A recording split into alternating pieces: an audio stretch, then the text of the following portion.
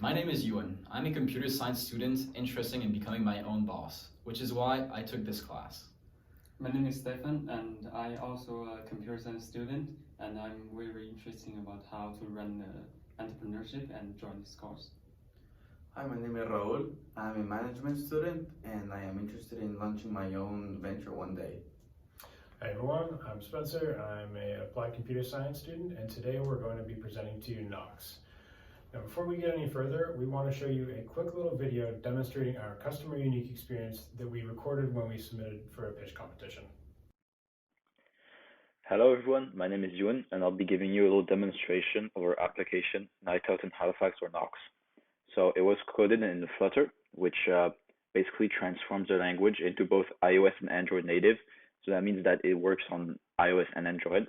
So here's a demo version. It's on my iOS phone. So when we open it, it gives the little logo icon thingy. So it's fully connected to the database. The database is Firebase Firestore, from which it imports the data. So yeah, there we go. So for now, we filled it up with dummy data, so it's all the same, right? But it serves as a demonstration, and then we'll fill it up with the proper data. So here we have like some top banners. So here could be the advertisement banners. So for the sponsored bars, etc. We can scroll down and have recommended, and like then the full list of establishments. Now when we click on one establishment in particular, it loads it, and then it displays like some images and some like general information. And here we coded that like events are displayed depending on whether or not it's that time for them to be displayed yet. So it's like a cool little widget and all. Then there's like a related section. We're still finishing up.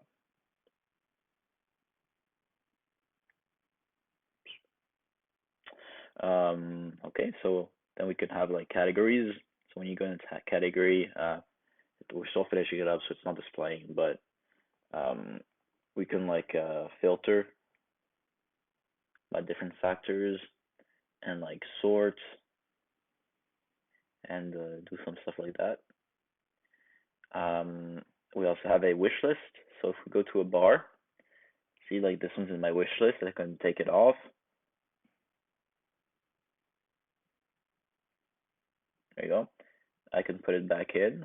So like right now it's not in my wish list, but I can, for example, add like this one. This one's already in it too, but okay, so this one's in it. Then when we go to the wish list, there we go. We can see bar 2 and bar 3. I reload it. Yeah, now we just see bar 3 like it's in the wish list. So for users, they can set their preferences and have their favorite place in the wish list. And finally, we have the notifications. So this will like alert users if like anything new is happening, or any items in their wish list have a new event or promotion. Thank you.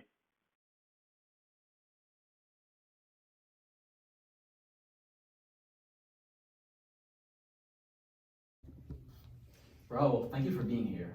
So my first question for you is, how did the group first come up with the idea of connecting customers and establishments through an application interface?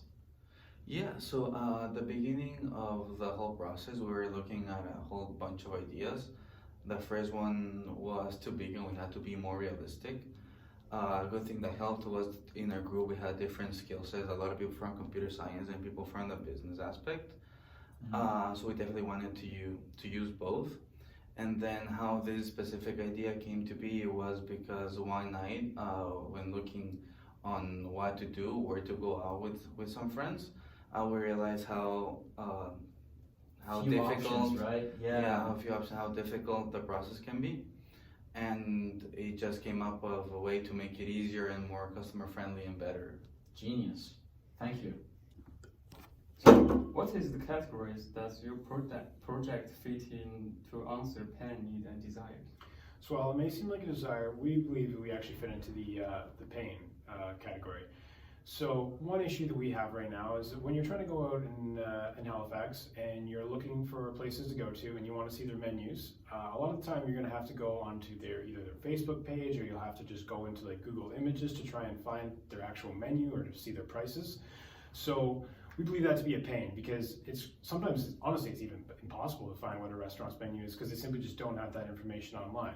So what we aim to solve is by having a compilation of every restaurant in Halifax or every bar in Halifax's their menus and their specials and their deals all in one place. Then a user could open our app and decide where they want to go and see the menus and prices in real time. That's cool.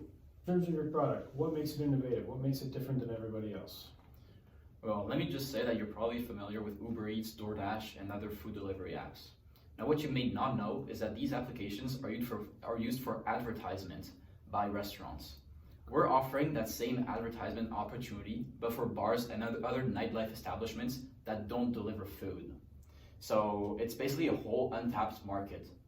Now, what also really makes us special is a feature we call on-demand happy hour.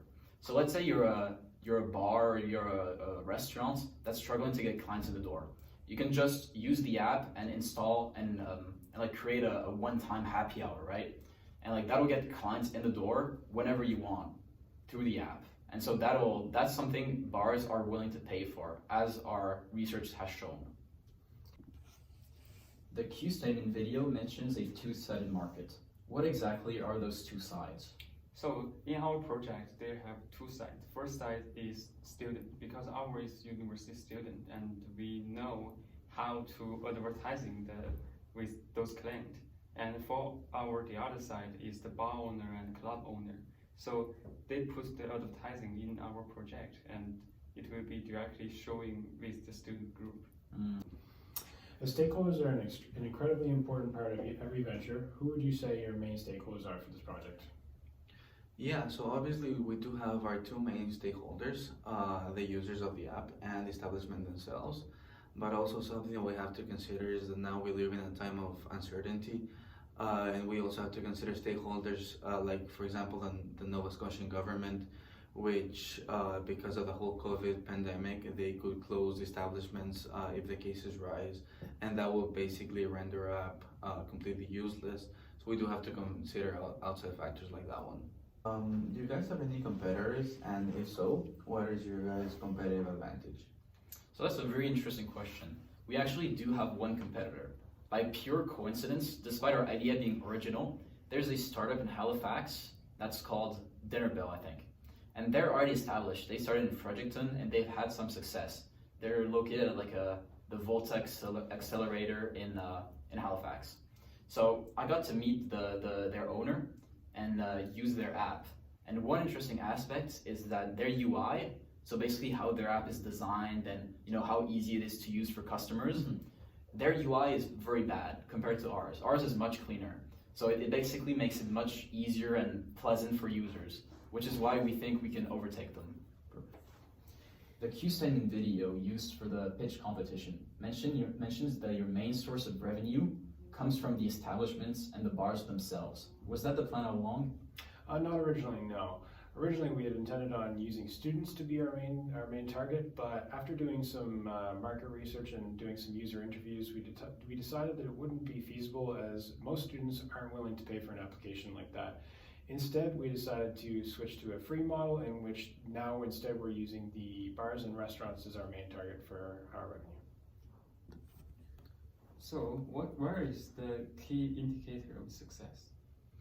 So our key indicators of success, although bars are our main source of revenue, our main key indicator of success is actually how many users download and use the app regularly. So that's because the more users we have that download the app and use it, the more leverage that gives us to negotiate with bars, and the more bars are going to want to come on board, right? Because the more users, the more exposure it's going to be for the bar. That sounds good. Did you have any mentors that guided you throughout this process? Yeah, so we had a meeting with Akram. He is the director of Shift Key Labs here in the computer science faculty. And he showed us something that we actually didn't know it was very useful, and was that we previously thought that it would be easier to approach the bars with a large base of customers already. But what he explained to us was that it would be better if we approach both sides of the market, not just one. And that's something that we didn't plan on doing before and we didn't expect, but it was very useful guidance. Interesting. Entrepreneurship is rarely a straightforward path. Did you face any hurdles or challenges? Yeah, so besides the obvious fact that we are full-time students and we had to come up with a venture and code a whole app, the biggest challenges we faced were that two of our roommates left the group, which forced all of us to put in more effort and to put in more work hours.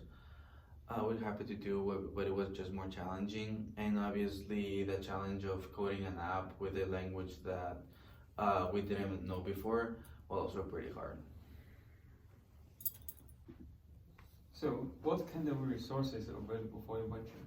So for starting the project, we actually started pretty lean. It was mostly just ourselves and what skills we had in front of us.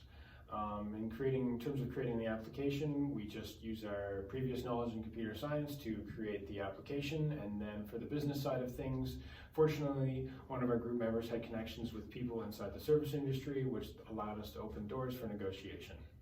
Good. So with all that being said, would you recommend using the IPOP model to any other individuals looking to start their own venture? Yeah, the answer is definitely yes. And in our venture, we use the IPOP model to develop our business models and the other for the project, the process. And in another way, we are critical think about IPOP models. They still have some limited, and we was thinking in our own way to doing the ventures. And yeah, in the end, I will be suggestion for the IPOP model. Cool.